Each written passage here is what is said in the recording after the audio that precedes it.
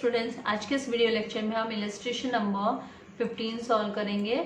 और यहाँ पे following is the receipts and payments account of Krishna junior college Mahabaleshwar for the year ended 31 मार्च 2020, मतलब 2020 की, मतलब ये करंट ईयर हमको जो हम बैलेंस शीट बनाएंगे वो 31 मार्च 2020 की बनाएंगे and income and expenditure account भी 31 मार्च 2020 का बनाएंगे। तो let's see one by one. First receipt side से रीड करते हैं। यहाँ पे टू बैलेंस ब्रॉट डाउन दिया है कैश का। अगर हमको मतलब हमको ओपनिंग बैलेंस शीट बनानी पड़ी तो हम ये अमाउंट को यूटिलाइज करेंगे, 23,500 को हमको यूटिलाइज करना पड़ेगा। अदरवाइज हमारी जो न्यू बैलेंस शीट उसमें ये अमाउंट नहीं लेते हैं। अगर कैपिटल फंड नहीं दिया, हम ओल्ड जो ओपनिंग बैलेंस शीट कब बनाते हैं, जब हमको कैपिटल फंड नहीं दिया होता है, ठीक है। हम कुछ सर्टेन इन्फॉर्मेशन दिए होते हैं लायबिलिटीज और एसेट्स के, और उसके हेल्प से एज वेल एज फिर रिसिप्ट्स में से ये वाला अमाउंट हमको उठाना होता है। और फिर अगर कोई आउटस्टैंडिंग रिसिप्ट है जो लास्ट ईयर की हो, मतलब रिलेटेड हो, तो वो हमको लेनी होती है। अगर कोई ओडी हो तो यहाँ पे देखो बैंक ओडी दिख रहा है, तो ये भी हमको लायबिलिटीज में ये लेना पड़ेगा। अगर हमने ओल्ड वाला जो ओपनिंग बैलेंस शीट हमको कैपिटल फंड फाइंड आउट करने के लिए बनानी है तो ठीक है। अभी यहाँ पे देखिए ट्यूशन फीस में रिसिप्ट 2018-19 मतलब प्रीवियस ईयर का 7,000, तो ये हम करंट ईयर में रिकॉर्ड नहीं करेंगे। इसके इनकम एंड एक्सपेंडिचर में ये रिकॉर्ड नहीं करेंगे। करंट ईयर के इनकम एंड एक्सपेंडिचर में 2019-20 का ट्यूशन फीस आएगा, जो यहाँ पे 70,000 शो कर रहा है। ये हम 70,000 का अमाउंट इनर कॉलम में लिखेंगे क्योंकि इसके ऊपर है ना आउटस्टैंडिंग में आने वाला है, नीचे एडजस्टमेंट में दिया है, ठीक है। देन टू फाइंड कलेक्टेड, ये आपका इनकम में आएगा। इंटरेस्ट ऑन बैंक डिपॉजिट, ये भी कहाँ पे आएगा, इनकम के अंडर में आएगा। Then admission fees will come under income. Then donations for prize fund, कल हमारी बात हुई थी, अगर कुछ भी बोला नहीं है तो पहले आप किस में लिखो, इनकम में लिखो। लेकिन अगर आपको रिसिप्ट्स के अंदर ही स्पेसिफाई कर दिया है कि ये किसके लिए, बिल्डिंग फंड के लिए कि किसके लिए, तो आप उस टाइम पे इमीडिएटली इसका इफेक्ट डायरेक्टली कहाँ पे, लायबिलिटीज के अंदर में शो कर दो। तो ये डोनेशंस फॉर प्राइज फंड है जो रिसीव हुआ है ना पैसा, ये आपको लायबिलिटीज के अंदर में शो कर देना है 90,000, ठीक है। नेक्स्ट आपको गवर्नमेंट ग्रांट्स, यहाँ पे ये ग्रांट्स है GRANTS करना है आपको। TS, ये DS लिखा है, TS है ग्रांट्स, मतलब गवर्नमेंट जो छूट देती है, तो इसको भी आपको इनकम के अंडर में लिखना है। अब यहाँ पे आते हैं, यहाँ पे ओडी, हम अगर ओल्ड बैलेंस शीट दिए तो उसमें से कंपेयर करेंगे। अभी ओल्ड तो यहाँ पे दिख तो नहीं रही है, शायद हमको बनानी है, तो मतलब हमको ये वाला अमाउंट लेना होगा, हमको लायबिलिटीज के अंडर में इसको लिखना होगा। Then next salaries to teachers, तो सैलरीज टू टीचर्स बोले तो ये एक्सपेंडिचर है, तो एक्सपेंसेस में एक्सपेंडिचर के अंडर में आएगा, एक्सपेंसेस के अंडर में। देन यहाँ पे सैलरीज टू ऑफिस स्टाफ, ये भी एक्सपेंसेस है, तो एक्सपेंडिचर के अंडर में आएगा। बाय बुक्स परचेज ऑन 1 जुलाई, तो 1 जुलाई को बुक परचेस हुई है, मतलब ये न्यू परचेसेस है। और है ना, किसी भी कॉलेज के लिए बुक्स लाइब्रेरी में होती है तो वो एसेट होता है, राइट। तो यहाँ पे ये बुक्स परचेज ऑन 1 जुलाई है, ये हम क्या कंसिडर करेंगे, एसेट्स कर लेंगे। और ये नया परचेसेस है तो इसको हम बुक्स के स्टॉक में ऐड करेंगे। फिर नेक्स्ट आपका एसेट्स के अंडर में। देन नेक्स्ट आपका प्रिंट, और ये डेट का हमको यूटिलाइजेशन होने वाला है, डेप्रिसिएशन बोला है तो उसके हिसाब से फिर 9 मंथ्स, 1 जुलाई को लिया था मतलब 2020 तक 9 महीना हो जाता है, तो 60,000 पे 9 महीने का डेप्रिसिएशन कैलकुलेट होने वाला है। देन यहाँ पे प्रिंटिंग एंड स्टेशनरी दिया है, ये एक्सपेंसेस में आएगा। देन ऑफिस रेंट एक्सपेंसेस में आएगा, रिपेयर्स एक्सपेंसेस में आएगा, स्पोर्ट्स एक्सपेंसेस के अंडर में आएगा, एनुअल गैदरिंग एक्सपेंसेस के अंडर में आएगा। देन नेक्स्ट आपको क्या दिया है यहाँ पे, नेक्स्ट आपको दिया फर्नीचर, तो फर्नीचर कहाँ आएगा, एक्सपेंसेस के एसेट्स के अंडर में आएगा। और फर्नीचर के बारे में यहाँ बोला है परचेज ऑन, कब परचेस हुआ है, तो 1 जनवरी 2020, मतलब जनवरी से लेकर मार्च तक 3 मंथ्स। तो अगर डेप्रिसिएशन बोला है तो हमको 3 मंथ्स का ये 40,000 पे कैलकुलेट करना है। देन हमको ये cash in hand and cash at bank, ये आपका है ना कैरिड डाउन वाला अमाउंट है। कैरिड डाउन है मतलब क्लोजिंग अमाउंट है, तो ये हमको नई वाली बैलेंस शीट में हमको लिखना है। तो इस तरीके से ये रिसिप्ट्स एंड पेमेंट्स हमने रीड किया। अभी यहाँ पे एडिशनल इन्फॉर्मेशन में क्या दिया है कि for the current year 2019-20, current year 2019-20 के लिए ट्यूशन फीस आर आउटस्टैंडिंग 10,000 की school fees, tuition fees outstanding है। इसका मतलब हमें ऐड करना है ट्यूशन फीस में जो 70,000 का अमाउंट हम लेने वाले हैं, तो हम उसको इनर कॉलम में ही लिख लेंगे ये वाले अमाउंट को, और इसमें 10,000 ऐड करेंगे। और ये आउटस्टैंडिंग रिसिप्ट्स है, आउटस्टैंडिंग रिसिप्ट्स का हमको सेकंड इफेक्ट कहाँ दिखाना है, एसेट्स के अंडर में दिखाना है। द नेक्स्ट बोला 50% admission fees should be capitalise.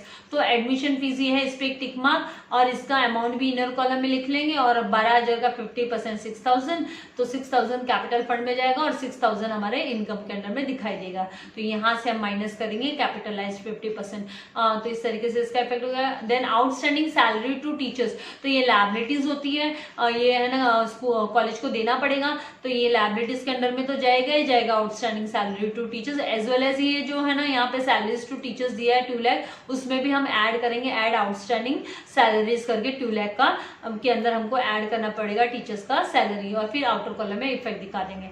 Then यहाँ पे depreciation at the rate of 10% दिया है, बुक्स के ऊपर 10%, तो यहाँ पे बुक्स, यहाँ पे देखिए ये बुक्स है, इस पे 10% का आएगा, लेकिन इस पे कितना 60,000 पे 9 मंथ्स के लिए 10% का है, 9 मंथ्स के लिए आएगा। क्यों 9 मंथ्स के लिए आएगा, क्योंकि देखिए यहाँ पे डेट स्पेसिफाई की कि 1 जुलाई 2019 को खरीदा है और हमारा बुक क्लोज डाउन हो रहा है 31 मार्च 2020 को, तो 3 महीने ही होते हैं, तो 3 महीने 9 महीने होते हैं, ये 9 मंथ्स के लिए होगा। तो आप जुलाई से आप रीड करोगे और 31 मार्च तक रीड करोगे तो टोटल 9 मंथ्स होते हैं, तो 9 मंथ्स का आप 60,000 पे कैलकुलेट करोगे। यहाँ पे फर्नीचर है वो 3 मंथ्स का हमको कैलकुलेट करना होगा, इस पे 40,000 पे 3 मंथ्स का हम कैलकुलेट करेंगे, क्योंकि 1 जनवरी 2020 से लेके 31 मार्च 2020 तक कितना मंथ्स होता है, 3 मंथ्स होता है, तो इस पे 3 मंथ्स का हमको कैलकुलेट करना है फर्नीचर।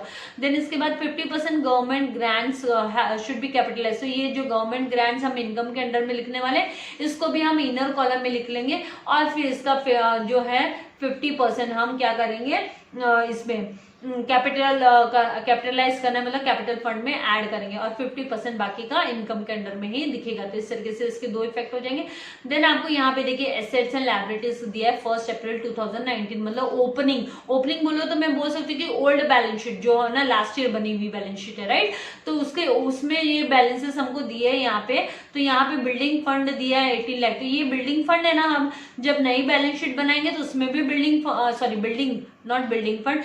का ये जो अमाउंट दिया है, फंड बोलते ही फंड वर्ड यूज करते हैं लायबिलिटीज के अंडर में आ जाता है, तो यहाँ पे फंड वर्ड नहीं है, यहाँ पे बिल्डिंग है, तो बिल्डिंग है तो ये एसेट्स के अंडर में आएगा। ओल्ड वाली जो हम ये ओपनिंग बैलेंस शीट जो बनाएंगे 1 अप्रैल 2019 की, मतलब ओपनिंग बैलेंसेस वाली, उसमें भी हम ये लिखेंगे, एज वेल एज हम जो हमारी 2020 की बनाएंगे उसमें भी हम ये वाला बिल्डिंग का अमाउंट लिखेंगे। फिर यहाँ पे फर्नीचर का दिया है 7 लाख, तो फर्नीचर का ये अमाउंट हम ये 1 अप्रैल की जो बनाएंगे बैलेंस शीट उसमें भी लिखेंगे, और हमारा जो 31 मार्च 2020 का बनाएंगे उसमें भी लिखेंगे। देन बुक्स दिया है, तो बुक्स में भी वही हम पुरानी वाली, मतलब ये 1 अप्रैल की 2019 की बनाएंगे उसमें भी लिखेंगे, और 31 मार्च 2020 को बनाएंगे उसमें भी लिखना है हमको। फिर इसके ऊपर फुल ईयर का डेप्रिसिएशन कैलकुलेट होना है, इसके ऊपर फुल ईयर का डेप्रिसिएशन कैलकुलेट होगा। और यहाँ पे ये जो दिया है हमको 1 जुलाई 2019 वाली बुक्स, इसके ऊपर हम खाली 9 मंथ्स का कैलकुलेट करेंगे।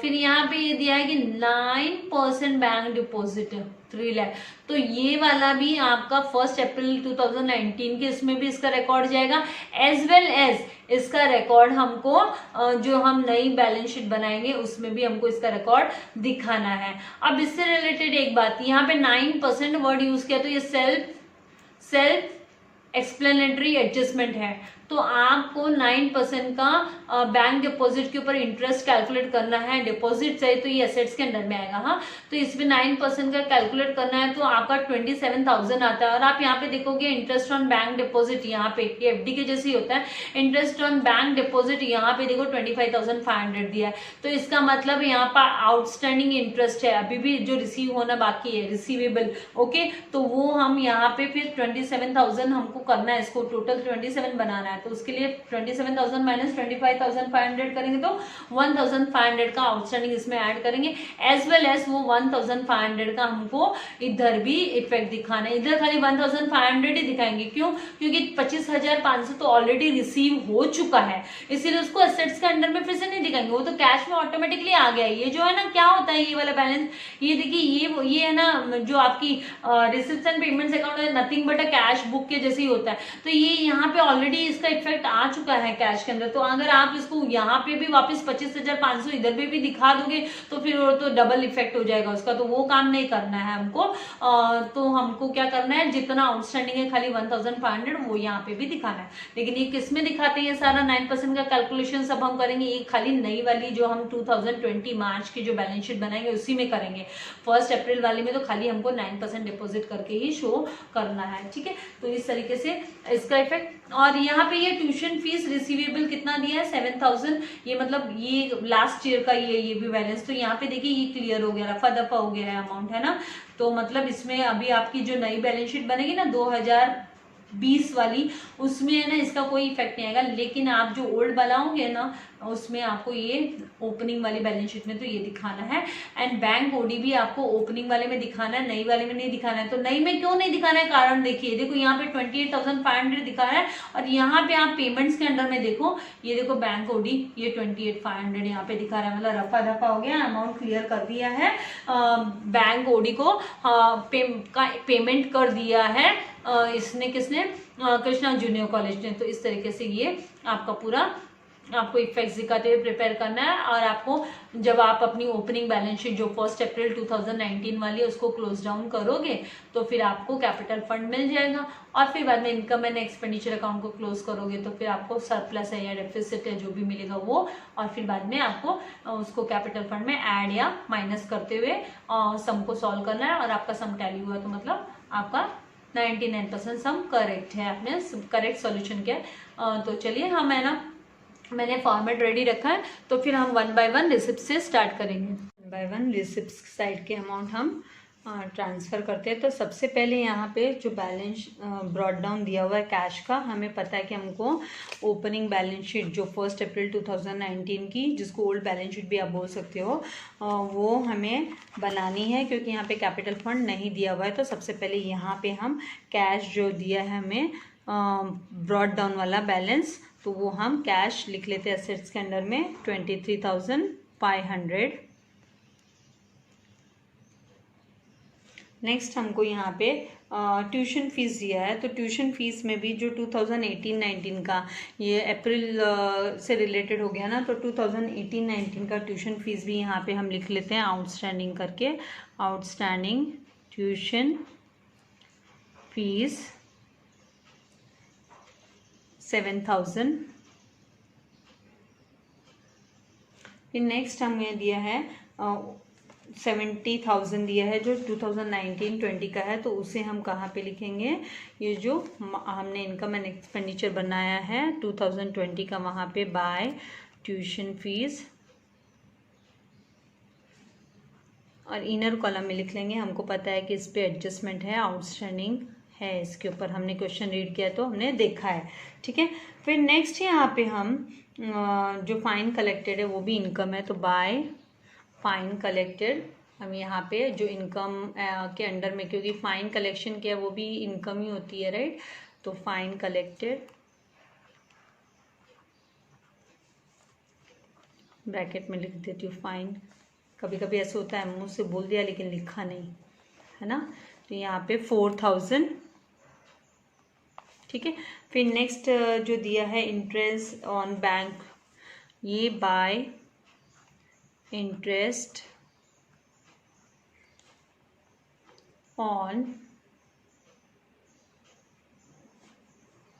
बैंक डिपॉजिट, ये अमाउंट भी इनर कॉलम में लिखूंगी मैं, क्योंकि हमने डिस्कशन के टाइम पे कहा था कि इसके ऊपर आउटस्टैंडिंग है और उसको कैसे निकालते हैं, वो अभी हम इसको बाद में जब ये अमाउंट आएगा तब हम कैलकुलेशन करेंगे, ठीक है।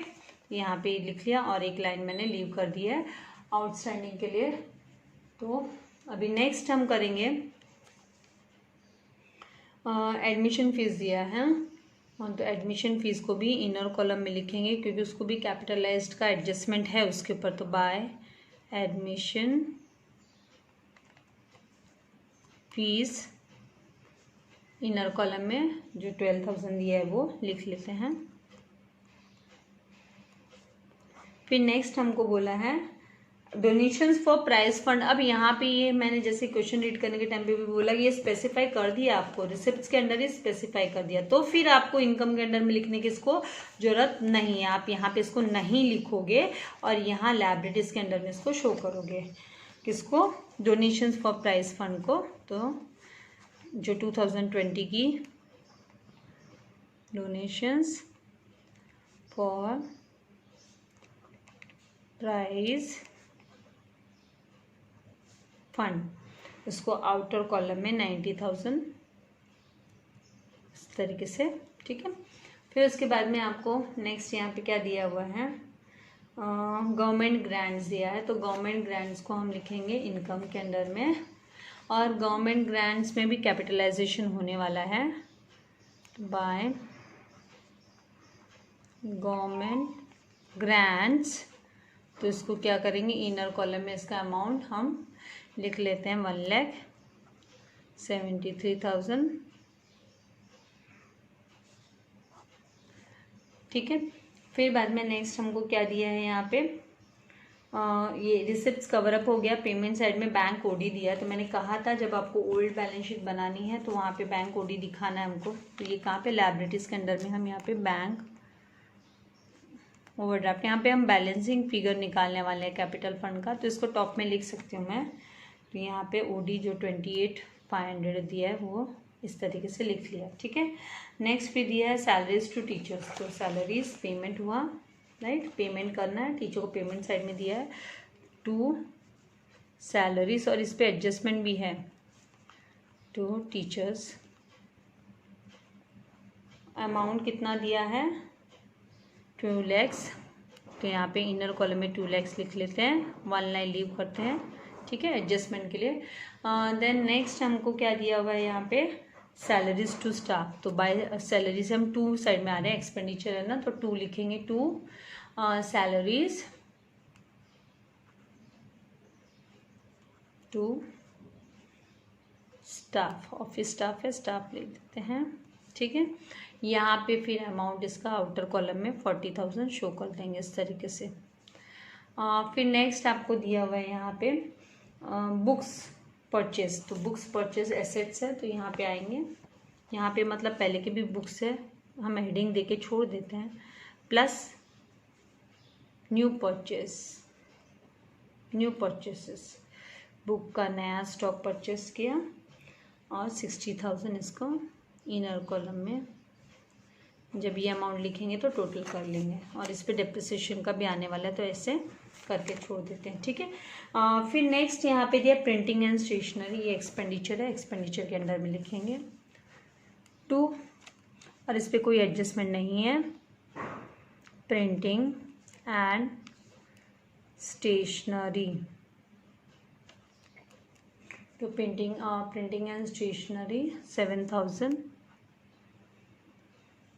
फिर नेक्स्ट आपको यहाँ पे दिया हुआ है ऑफिस रेंट, तो उसको भी 2 ऑफिस रेंट करके हम पूरा है ना रिसिप्शन पेमेंट से ही ऑर्डर में उठा रहे हैं अमाउंट, ठीक है। उससे क्या होता है कि कोई भी अमाउंट स्किप नहीं होगा, कोई भी एंट्री स्किप नहीं होगी, हम एकदम ध्यान से सब लिख सकेंगे। फिर नेक्स्ट हमको दिया है रिपेयर्स, तो ऑर्डर में ही है ये भी, तो 2 रिपेयर्स पेमेंट्स के अंडर में लिखना है 3,000। नेक्स्ट दिया है स्पोर्ट्स एक्सपेंसेस, तो इसको भी 2 स्पोर्ट्स एक्सपेंसेस 1,500,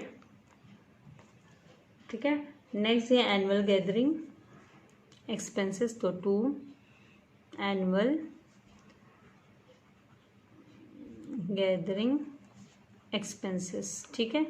और इसका अमाउंट 12,000 जो दिया वो आउटर में ही दिखा देते हैं इस तरीके से। अब इसके बाद हमारे पास है फर्नीचर, वो नया परचेसेस है, तो हम यहाँ पे आते हैं, यहाँ पे हेडिंग दे देते फर्नीचर, पुराना भी है हमको पता है, हमने क्वेश्चन रीड किया इसीलिए, न्यू परचेस्ड, उसकी अमाउंट कितनी दी है 40,000, ठीक है, इस तरीके से लिख लिया। अब नेक्स्ट हमको क्या दिया है यहाँ पे cash in hand and cash at bank, तो वो भी हमें पता है एडजस्टमेंट आने वाला है इस पर। यहाँ पे लिख लेते हैं कैश इन हैंड कितना दिया 200 rupees, cash at bank 7,800 rupees. Outer column में कितना आ जाएगा, सॉरी 6,800 रुपीज़ है, 7,000 नहीं है, 6,000। आउटर में 7,000 जाएगा। ये ज़रा ड्राई हो जाए फिर मैं करती हूँ बराबर। क्या होता है क्विक पे में, यही ध्यान देना होता है। अभी नेक्स्ट है फॉर द करंट ईयर 2000 का हमको एडिशनल इंफॉर्मेशन में आउटस्टैंडिंग दिया है। तो पहले हम यहाँ पे ऐड आउटस्टैंडिंग फीस और कितना दिया 10,000। इसको आउटर में अभी 80,000 हम शो कर सकते हैं, तो 80,000 आउटर में लिख दिया। और ये 10,000 का भी इफेक्ट दिखाएंगे हम यहाँ पे। Outstanding tuition fees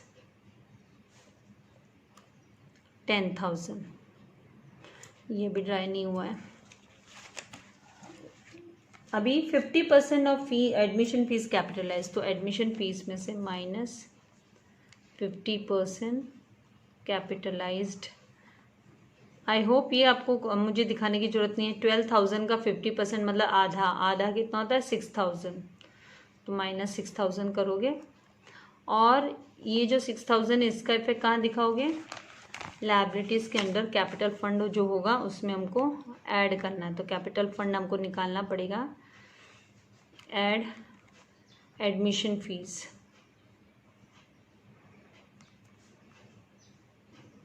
6,000 inner column में लिख देते हैं, ठीक है। फिर उसके बाद में नेक्स्ट बोला है आपको आउटस्टैंडिंग सैलरीज 12,000, तो यहाँ पे सैलरीज में आएंगे, ऐड आउटस्टैंडिंग सैलरी टीचर्स के लिए है, इसीलिए इसी पे एडजस्टमेंट कर रहे हैं। 12,000 ऐड किया तो 2,12,000 हो गया इस तरीके से, ठीक है। और इस आउटस्टैंडिंग का हमको सेकेंड इफेक्ट कहाँ दिखाना है, लायबिलिटीज़ के अंदर में। ये जो लायबिलिटीज़ है, लायबिलिटीज़ के अंडर में हमको आउटस्टैंडिंग एक्सपेंसेस, कोई भी टाइप के एक्सपेंसेस हो, आउटस्टैंडिंग है एक्सपेंसेस तो आपको लायबिलिटीज़ के अंडर में आउटस्टैंडिंग एक्सपेंसेस ब्रैकेट में लिख लो टीचर्स सैलरी, क्योंकि मेरे को आपको बताते बताते एक्सपेंसेस ही मुंह में रह गया। तो हम ऐसे, अगर ऐसे हो गया तो फिर बाद में ब्रैकेट पे आप लिख के स्पेसिफाई कर सकते हो। तो यहाँ पे 12,000। फिर नेक्स्ट एडजस्टमेंट के हिसाब से डेप्रिसिएशन कैलकुलेट करना है, तो बुक्स पे और फर्नीचर पे, लेकिन अभी तक बुक्स का अमाउंट हमने लिखा नहीं, वो 6th जो एडजस्टमेंट है उसमें दिया। तो पहले हम अभी 6th एडजस्टमेंट से उठा के अमाउंट्स लिख लेते हैं। तो यहाँ पे अमाउंट्स में सबसे पहले बिल्डिंग दिया है, 6th एडजस्टमेंट को पहले सॉल्व करते हैं। 6th एडजस्टमेंट में बिल्डिंग दिया है सबसे पहले, तो बिल्डिंग को एसेट्स में दोनों भी जगह पे नई जो बैलेंस शीट बनाएंगे वहाँ पे भी, और हमको ये जो हमारे पास ओल्ड वाली जो मतलब ओपनिंग बैलेंस शीट है वहाँ पे भी 18 लाख, और यहाँ पे भी हम 18 लाख रिकॉर्ड कर लेते हैं। बिल्डिंग, इस पे कोई डेप्रिसिएशन तो है नहीं, इसलिए डायरेक्ट आउटर कॉलम में शो कर देते हैं।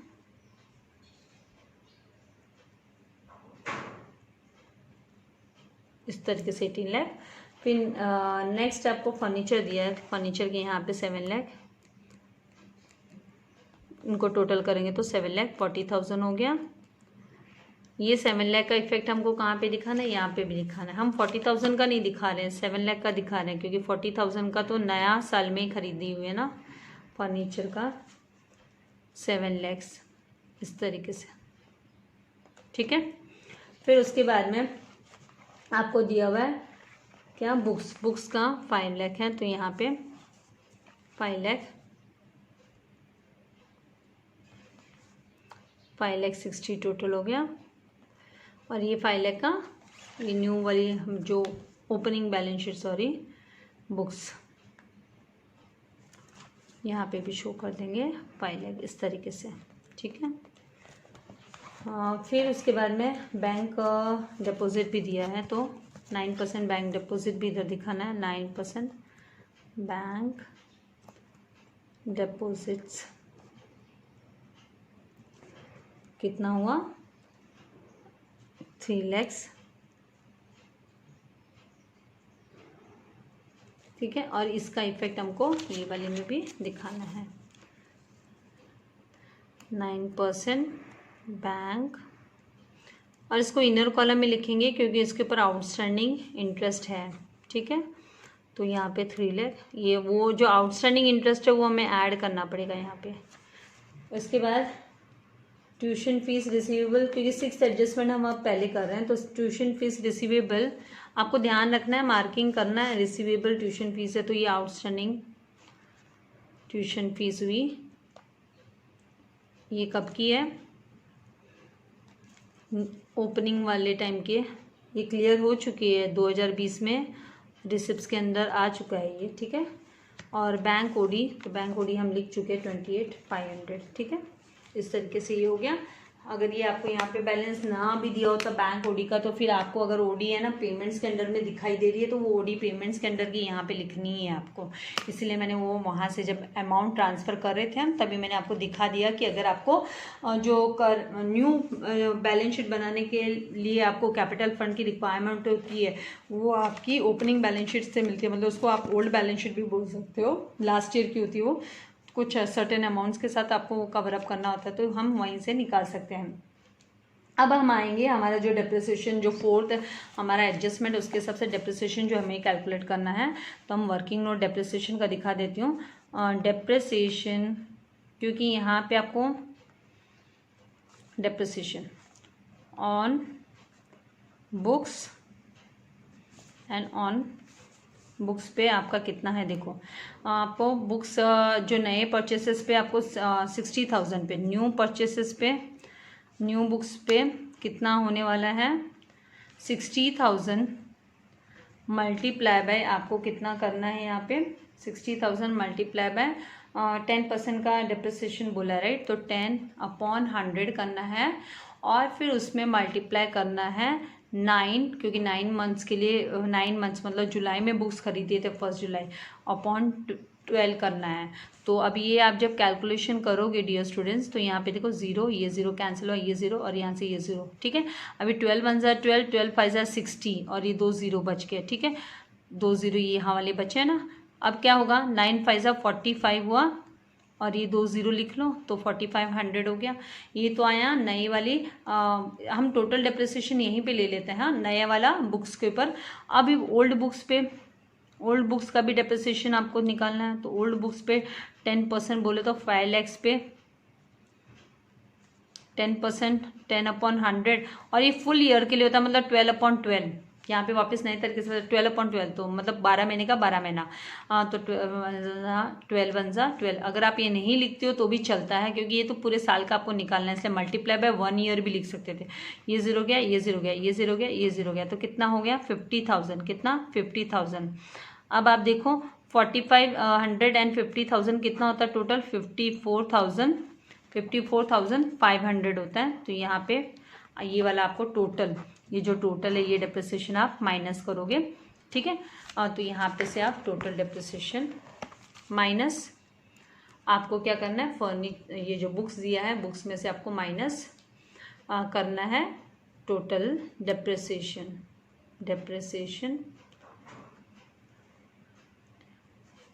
10% का। लेकिन आपने अलग अलग निकालना पड़ेगा, आपको वर्किंग नोट में करना पड़ेगा, नहीं तो फिर वो प्रॉब्लम हो जाएगा। 54,500। अब ये जब आप माइनस करते हो 54,500 560 में से आपको माइनस करना पड़ेगा ना इसको, तो माइनस करने पे आपको देखो 0 - 0, 0 - 0 लिख लो। 0 - 5 पॉसिबल नहीं, इधर गया, इधर भी कुछ नहीं, इधर से चालू होगा आपका, ये आपका हो जाएगा कितना 5, ये 5 हो गया क्योंकि इसने 1 इधर दिया, ये 9 हो गया, ये 1 इधर दे रहा है इसलिए, तो यहाँ पे हो गया 10।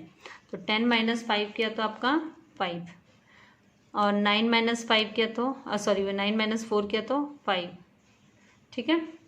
और फिर 5 - 5 किया तो 0, और ये 5, तो 5,05,000। इस तरीके से ये अमाउंट। अभी इसका जो सेकंड मतलब ये जो डेप्रिसिएशन का आपको सेकंड इफेक्ट एक्सपेंडिचर के अंदर में दिखाना है, नॉन कैश एक्सपेंडिचर है लेकिन हमको दिखाना होता है, तो टू डेप्रिसिएशन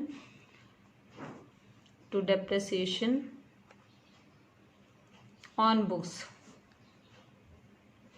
तो आप यहाँ पे ऑन बुक्स तो आप लिख दोगे यहाँ पे आउटर कॉलम में 54,500, ठीक है। अब इसी तरीके से फर्नीचर का भी हमको निकालना है। तो फर्नीचर हमारा नया है 7 लाख का और सॉरी नया है 40 लाख का और पुराना है 7 लाख का। तो हमको अलग अलग निकालना पड़ेगा, सेपरेट डेप्रिसिएशन उनका। तो सेकंड में आपको डेप्रिसिएशन ऑन फर्नीचर, तो यहाँ पे जब आप फर्नीचर पे डेप्रिसिएशन कैलकुलेट करोगे, न्यू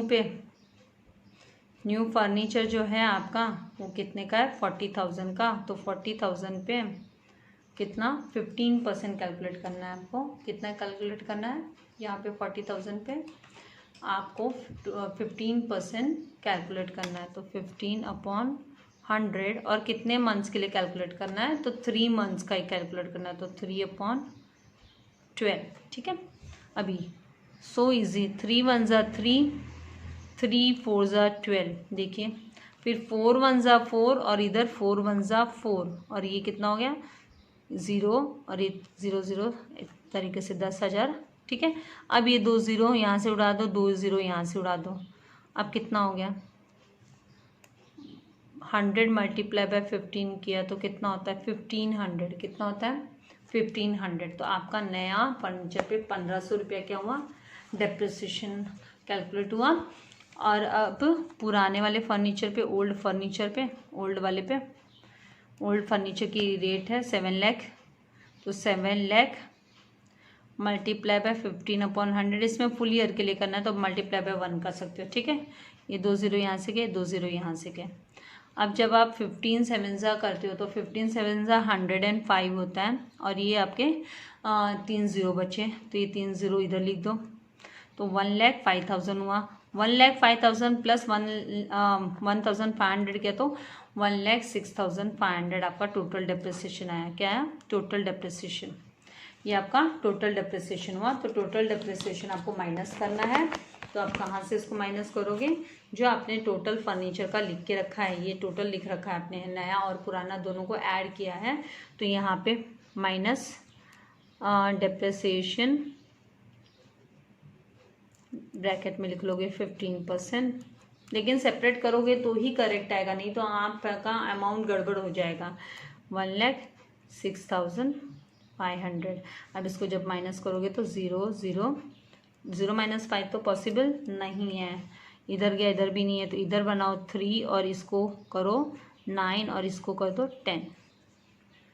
ये सीखा है कॉन्सेप्ट आपने, फिर भी मैं ज़रा सा दिखा दे रही हूँ। यहाँ पे 5 फिर 9, क्योंकि यहाँ वहाँ माइनस नहीं करना है, यहीं पे सीखो। 9 - 6 किया तो 3, 3 - 0 किया तो 3, ठीक है। 7 - 1 किया तो 6, तो 6,33,500 आपका नेट हो गया। अभी ये 1 लाख जो 6,500 है उसको भी हमको यहाँ पे शो करना पड़ेगा पेमेंट्स के अंडर में। तो यहाँ पे 2 डेप्रिसिएशन ऑन फर्नीचर 1,06,500, ठीक है। इस तरीके से ये हो गया। उसके बाद में हम क्या करेंगे, डेप्रिसिएशन हो गया। अभी एक और हमारा एडजस्टमेंट बचा है, वो 5th adjustment additional information government grants related. तो यहाँ पे अभी हम गवर्नमेंट ग्रांट्स का क्या करेंगे, माइनस करेंगे 50% माइनस 50% कैपिटलाइज्ड बोला तो कैपिटलाइज्ड।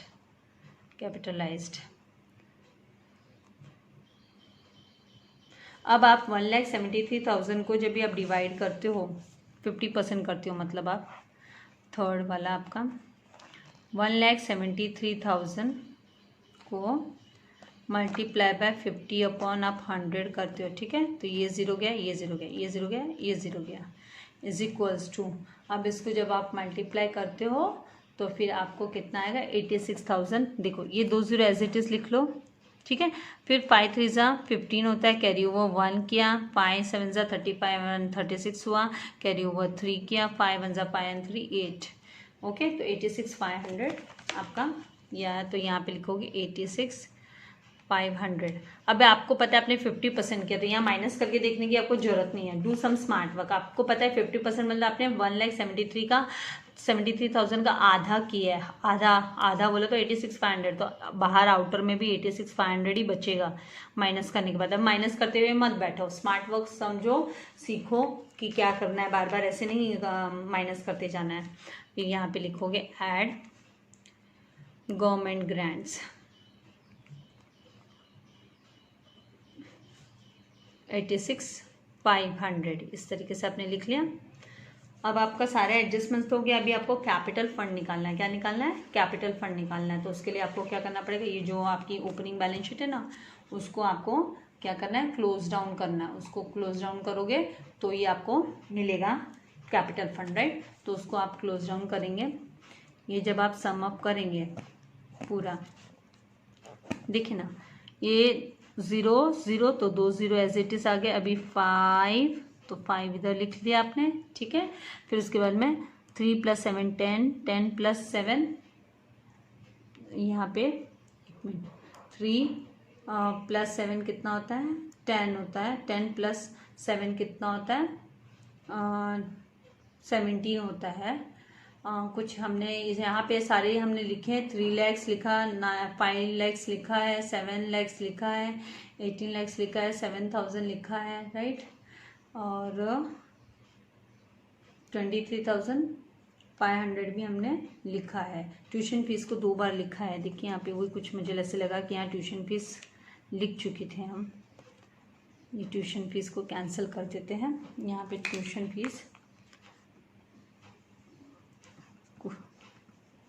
लगा था कि अमाउंट देख के ऐसे लग रहा था कि यहाँ पे 2 बार लिखा गया अमाउंट, तो थोड़ा सा यहाँ पे केयरफुल रहना है कि अमाउंट डबल ना आ जाए।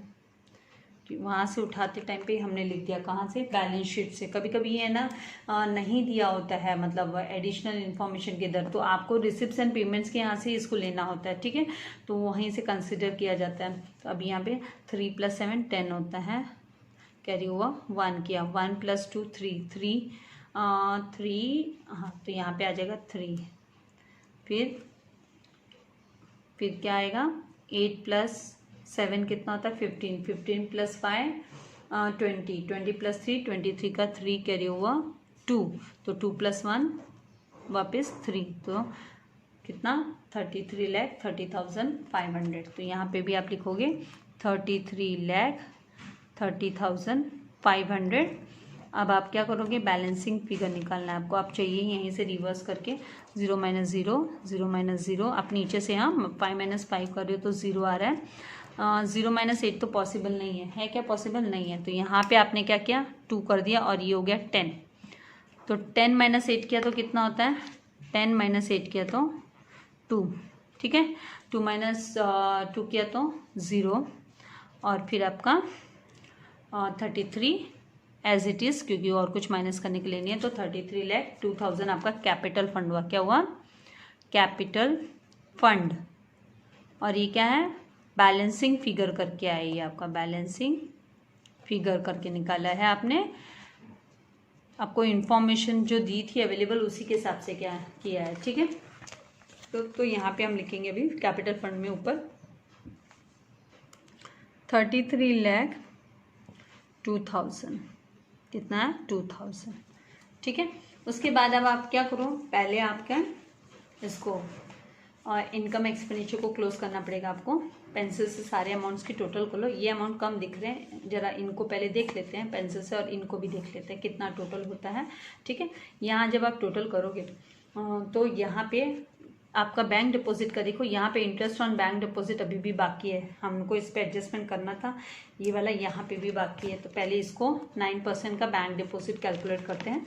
तो 9% जब भी आप FD पे, बैंक डिपॉजिट पे, मतलब बैंक डिपॉजिट पे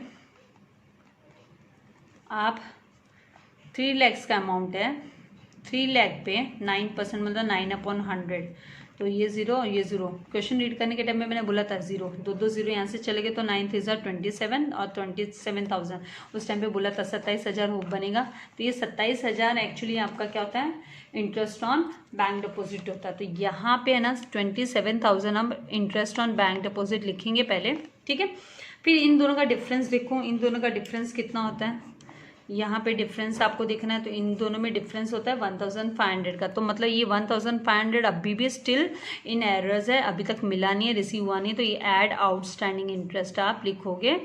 और ये वाला जो आउटस्टैंडिंग इंटरेस्ट है ये सेल्फ एक्सप्लेनेटरी एडजस्टमेंट हो गया ना, ये इसका इफेक्ट है ना आपका, यहाँ भी बैंक डिपॉजिट के यहाँ पे जाएगा। तो यहाँ पे भी ऐड आउटस्टैंडिंग इंटरेस्ट, ठीक है, 1,500। फिर आउटर में यहाँ पे 3,01,500 इस तरीके से जाएगा, ठीक है। अब हम टोटल करते हैं।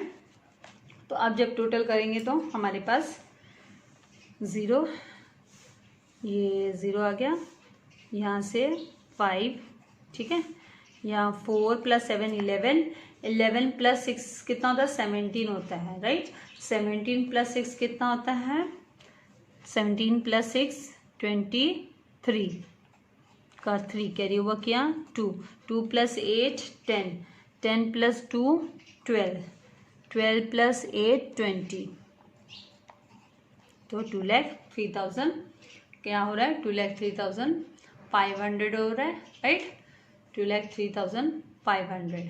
तो अब यहाँ का टोटल देखते हैं, यहाँ पे कितना हो रहा है, ठीक है। तो यहाँ पे 0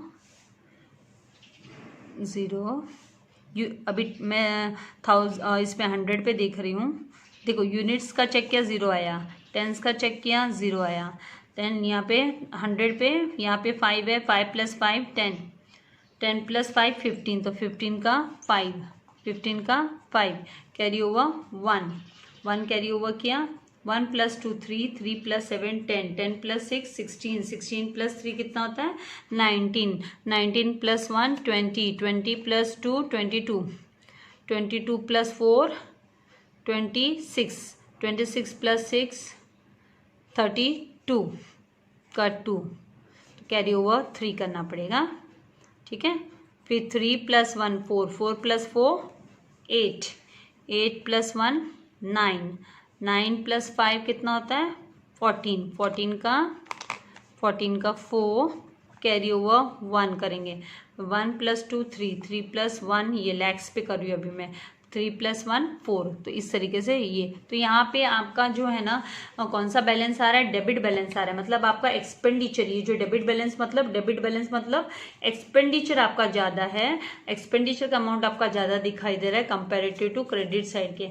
तो मतलब आपको क्या हो रहा है, डेफिसिट हो रहा है, क्या अराइज हो रहा है, डेफिसिट अराइज हो रहा है। तो अभी आप क्या करोगे, अभी ये जो लास्ट लाइन्स है ना इक्वल साइड में आपको अमाउंट लिखना है ना, ऐसे टोटल में ये 4,42,500, बाद में पेंसिल का प्रयोग कर सकते हो,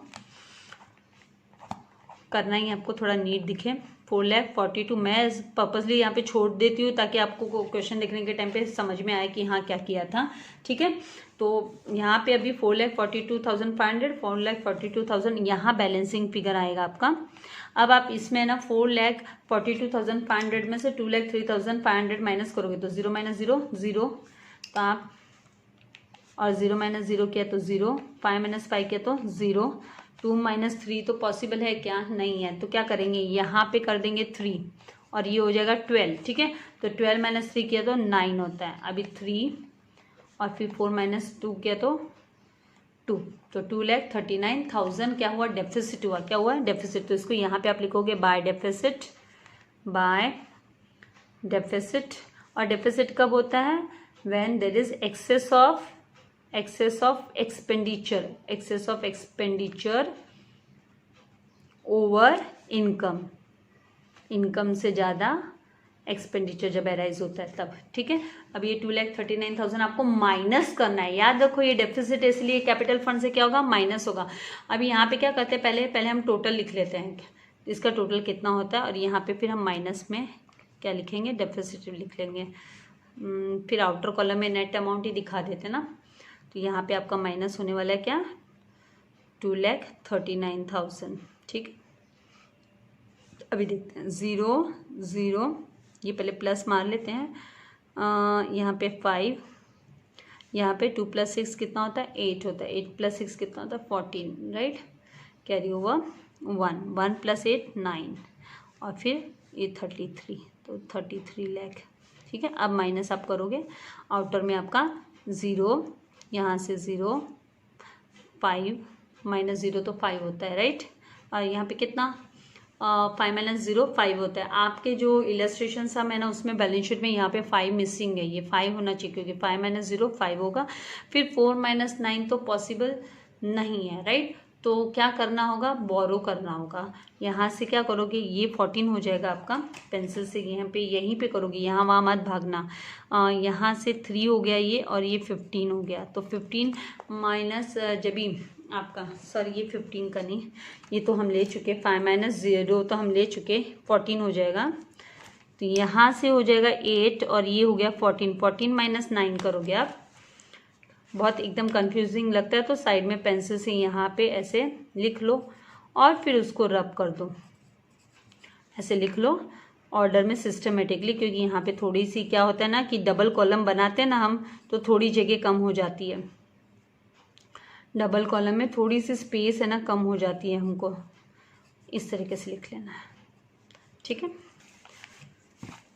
फिर अभी -0 0, ये 5 हो गया, 4 - 9 पॉसिबल नहीं, 8 हो गया तो ये 14, 14 - 9 किया तो 5, 8 - 3 किया तो 5, ठीक है। और 3 - 2 किया तो 1 हो गया, और ये 3 एज इट इज, तो 31 लाख कितना होगा, 31,55,500 आता है, ठीक है।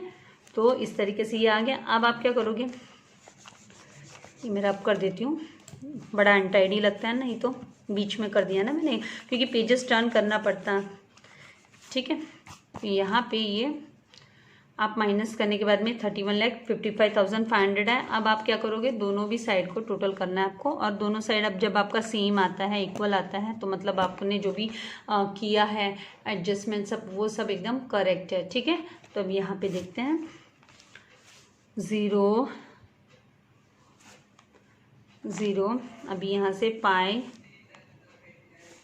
फिर पाई + 2 7 हुआ, फिर पाई + 9 कितना होता है 14, 14 + 1 15, 15 का 5 कैरी ओवर 1 किया, तो 1 + 1 2, और फिर ये 3 एज इट इज़, तो 32,57,500। अभी यहाँ पे भी सेम आता है कि आपको देखना है, टोटल कर करके देख।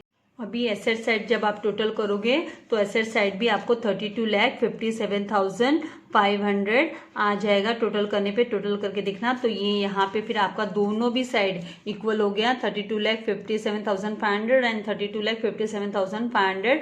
तो इस तरीके से आपका ये सम टैली हो जाता है।